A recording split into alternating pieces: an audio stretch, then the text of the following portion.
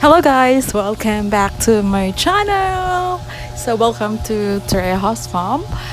So ngayon po magluluto po ako ng kasag or what we call crabs. Okay?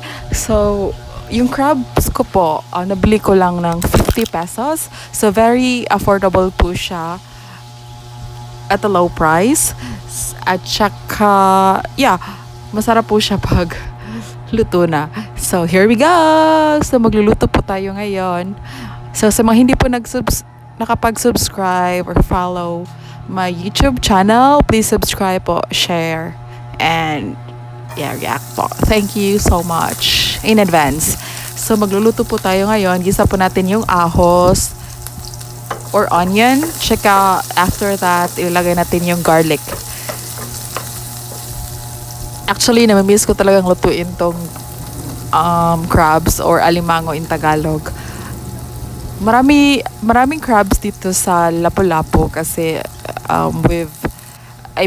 napapalibutan kami ng maraming islands or maraming dagat. So, very fresh talaga yung mga seafoods namin dito. At saka masarap po. Kasi syempre, fresh from the sea. So, lagay po natin yung crabs or kasag.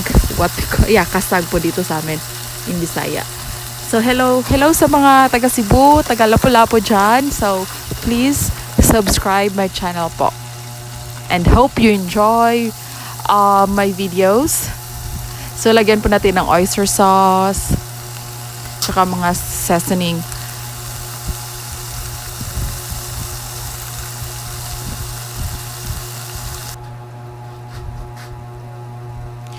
Lagyan natin ng pepper, tsaka chili powder. Kasi gusto ko talaga yung maanghang. I really love it. So, mix po natin and then after that, malapit na po siyang maluto. So, here we go. Lagyan pa natin ng sibuyas. So, malapit na talaga siyang maluto. So, here we go. Here is my recipe, kasag or alimango. So, mga unta guys. Thank you so much.